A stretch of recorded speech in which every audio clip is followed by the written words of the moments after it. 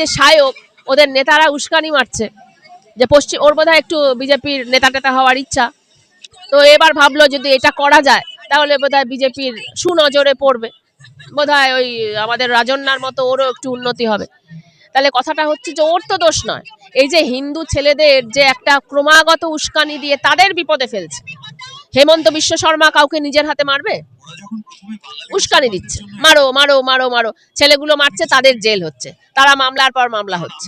তাহলে সায়ককে যারা উস্কানি দিল দোষটা কিন্তু তাদের। এখনো পর্যন্ত সুপ্রিম কোর্ট ওই হেমন্ত বিশ্ব শর্মার বিরুদ্ধে কোনো সুমোটো মামলা করলো না, দোষটা আদালতের। যে কে কোথায় কুকুর কামড়াচ্ছে ওরা সুমোটো মামলা করে দেয়, কুকুরকে সরাও। আর হেমন্ত বিশ্ব শর্মা এই ধরনের উস্কানি দিচ্ছে, যার ফলে সায়ক এই ধরনের পাগলামি করলো। তাহলে হেমন্ত বিশ্ব শর্মার বিরুদ্ধে যদি সুপ্রিম কোর্ট সুমোটোটা করতো তাহলে সায়ক এই পাগলামিটা করতে পারে? দোষটা সায়কের না, দোষটা হেমন্ত বিশ্ব শর্মা। দেখো, পুরো বিষয়টা এরকম হচ্ছে যে এমনকি যাদের আইনি কোনো অধিকার নেই, মানে যারা হচ্ছে মাইক্রো অবজারভার, তারা এসে মাতব্বরি করছে, এবং এই ব্যাপারে মাতব্বরি করার জন্য যে গ্রিন সিগন্যাল সেটা দিচ্ছে হচ্ছে ওই জ্ঞানেশ কুমারের মতো একজন মাতব্বর, এবং তার মাথায় বসে থাকা নরেন্দ্র মোদী এবং অমিত শাহ। দেখো, মূল বিষয়টা এরকম যে পশ্চিমবঙ্গে ওরা ভোটে জিততে পারবে না। পশ্চিমবঙ্গে ওরা প্রথমত মানুষের ভোটাধিকার কাটতে চাইছে, মুসলমানের ভোটাধিকার তো ওরা কাটবেই বা কাটতে চাইছেই, তার সঙ্গে হিন্দুদের ভোটাধিকারও ওরা কেড়ে নিচ্ছে, কারণ ওরা জানে যে হিন্দুদের মধ্যে একটা বড় অংশ ওদের ভোট দেয় না। যেমন ধরো মতুয়ারা, তারা শান্তনু ঠাকুরকে জেতালো, বিজেপিকে জেতালো। মতুয়ারা কিন্তু জানতো না যে তাদেরকে কোল্যাটারাল ড্যামেজ হিসেবে ঘোষণা করা হবে, মানে মতুয়ারা কিন্তু জানতো না যে তারা সুইসাইড করছে, আত্মহত্যা করছে। শান্তনু ঠাকুর এখন বলছে যে না ঠিক আছে, ভোটের তালিকা থেকে তো তোমাদের নাম গেছে গেছে গেছে, তোমরা তো আত্মত্যাগ করলে, তোমরা রোহিঙ্গা এবং বাংলাদেশিদের নাম বাদ দেওয়ার জন্য তোমরা একটা মহৎ কাজ করলে, পরের বার তোমরা ভোট দিতে পারবে। তো আমরা শান্তনু ঠাকুর, আমরা নরেন্দ্র মোদীদের যেটা বলি যে যতদিন না আমরা সবাই ভোট দিতে পারছি ততদিন আপনারা ভোটে দাঁড়াবেন না, আপনারা পরের বার দাঁড়াবেন, যখন আমরা সবাই ভোট দিতে পারবো তখন দাঁড়াবেন। দেখো, এটা কিন্তু মজার কথা নয়, মানে এই যে ব্রিটিশদের দালাল নরেন্দ্র মোদী, আমরা বলি যে বিজেপি দলটা ব্রিটিশদের দালাল। দেখো, ভারতবর্ষে এই যে সর্বজনীন ভোটাধিকার, মানে আমরা সবাই ভোট দিতে পারবো, এটা স্বাধীনতার পর থেকেই চালু হয়েছে। নরেন্দ্র মোদীদের এটা পছন্দ না, ওরা চায় কিছু লোক ভোট দেবে, কিছু হিন্দু ভোট দেবে, সব হিন্দু ভোট দিলে কিন্তু ওরা জিততে পারবে না। ওরা মোটামুটি 2024 সাল থেকে এটা বুঝে গেছে যে ভোটাধিকার যদি সবার থাকে, হিন্দুদেরও থাকে, তাহলে ওরা জিততে পারবে না। হয় ভোট চুরি করতে হবে, নয় অন্যান্য দলকে টাকা দিয়ে ভাঙাতে হবে, আর কত টাকা ওরা খরচ করবে। অতএব হিন্দুদের ভোটাধিকার কেড়ে নাও, যে সমস্ত হিন্দুরা বিরুদ্ধে ভোট দেয় তাদের ভোটাধিকার কেড়ে নাও। ভারতবর্ষে বেশিরভাগ মানুষের ভোট থাকবে না, এরকম একটি ব্যবস্থা ইসরায়েলের মতো তারা তৈরি করতে চাইছে। ওদের তো মা বাপ হচ্ছে ইসরায়েল। আরএসএস এর যারা চিৎপাবন ব্রাহ্মণ, তাদের যে আমরা যদি বলি লিনিয়েজ, সেই লিনিয়েজ কিন্তু রয়েছে ওই ইসরায়েলের সঙ্গে। তাহলে ওরা বিশ্বাস করে যে ইসরায়েলে যেরকম 22 লক্ষ প্যালেস্তিনীয়দের কিন্তু নর্মাল সর্বজনীন ভোটাধিকার নেই, ওরা যেটা করতে পারে, ওরা কিছু প্যালেস্তিনীয়কে বোধহয় 10-12 জনকে ওরা পার্লামেন্টে নিজেদের মধ্যে ভোট দিয়ে পাঠায়। তার মানে ব্যাপারটা এরকম যে ওখানে যেরকম মুসলমানদের সর্বজনীন ভোটাধিকার নেই, এখানেও ওরা হিন্দু মুসলমান সহ ওদের পছন্দের বাইরে যারা, তাদের নাম ভোটার তালিকা থেকে বাদ দিতে চাইছে।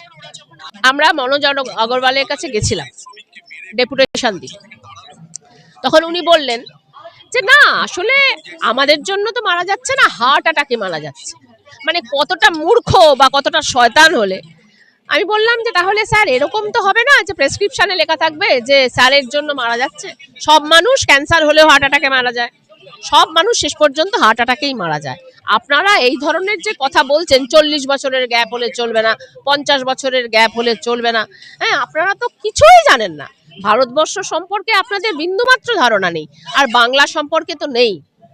বাংলায় যত পদবি আছে এটা কিন্তু অন্যান্য রাজ্যে নেই, অনেক রকম পদবি, হ্যাঁ এত পদবি অন্যান্য রাজ্যে নেই, এত টাইটেল। ফলে তো তুমি বাংলায় এসে এই সার করতে গেলে তো তোমরা পাগল হয়ে যাবে, এবং তোমরা তাই করছো। যেটাই বুঝতে পারছো না সেটাই বাদ দিয়ে দিচ্ছ।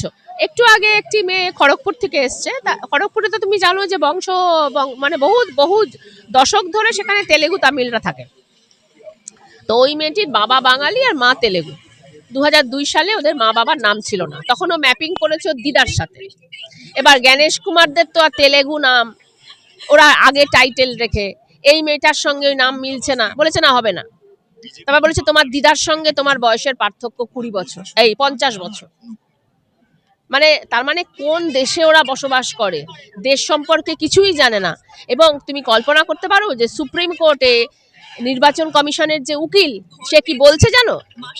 সে বলছে, এত বড় আস্পর্ধা তার, সে বলছে যে ভোটাধিকারটা অর্জন করতে হয়।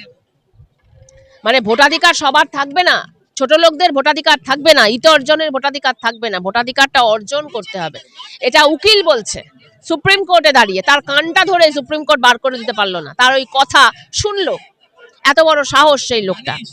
তার মানে এই যে ভোটাধিকার সবার হবে না, এটা ওরা প্রতিষ্ঠা করতে চাইছে। বাঙালি বিরোধী, ওরা তো বাংলা যে সংস্কৃতি, এই যে বললাম, যেখানেই বহুত্ব আছে, যেখানেই নানা রকম বিষয় বৈচিত্র্য আছে, সেটার ওরা বিরোধী। যে কারণে ওরা হিন্দু ধর্মেরও বিরোধী। হিন্দু ধর্মে কিন্তু একটা কোনো বই নেই, এবং হিন্দু ধর্মের বিভিন্ন যে মতামত, সেগুলোকে কিন্তু বিভিন্নভাবে ব্যাখ্যা করা যায়। এই যে বৈচিত্র্য, এটা ওদের পছন্দ নয়। সাভারকার ওই জন্য একটা বই লিখেছিলেন, তাতে উনি বলার চেষ্টা করেছিলেন হিন্দু ধর্ম না, আমরা বলি হিন্দুত্ব। তার মানে হিন্দু ধর্ম হলে ওদের অসুবিধা। হিন্দুত্ব মানে কি এক এক নেতা, এক দেবতা, এক ভাষা। আর বাংলা সংস্কৃতি হচ্ছে বৈচিত্র্যের সংস্কৃতি, তার সঙ্গে যুক্তির সংস্কৃতি। এখানে রামকৃষ্ণর সঙ্গে বিদ্যাসাগরের তর্ক বিতর্ক হয়, কেউ কাউকে খুন করে না। এখানে দেবেন্দ্রনাথ ঠাকুরের সঙ্গে অক্ষয় দত্ত তর্ক বিতর্ক হয়, কেউ কাউকে খুন করেনি। বঙ্কিমচন্দ্রের সঙ্গে বিদ্যাসাগরের তর্ক বিতর্ক হয়, কেউ কাউকে খুন করেনি। তার মানে এই যে তর্কের সংস্কৃতি, এটা ওরা বরদাস্ত করতে পারে না। ওকে যেটা বলবো সেটা হচ্ছে যে ভাই, হিন্দু ছেলেদের দোষটা কিন্তু শায়কের নয়, দোষটা কিন্তু নাথুরাম গডসেরও নয়। নাথুরাম গডসে যে খুনটা করলো এবং তার ফাঁসি হলো, তার আগে গোলওয়ালকার, কয়েক মাস আগে গোলওয়ালকার হুমকি দিয়েছিল যে গান্ধীকে ইহলোক থেকে সরাতে হবে। ওই কথায় উস্কানি খেয়ে গডসেরা গুলিটা করলো, আর ফাঁসিটা কার হলো? গোলওয়ালকারের হলো, ফাঁসিটা হলো গডসের। এই যে শায়ক, ওদের নেতারা উস্কানি মারছে যে ওর বোধহয় একটু বিজেপির নেতা টেতা হওয়ার ইচ্ছা। তো এবার ভাবলো যদি এটা করা যায়, তাহলে বোধহয় বিজেপির সুনজরে পড়বে, বোধহয় ওই আমাদের রাজন্যার মতো ওরও একটু উন্নতি হবে।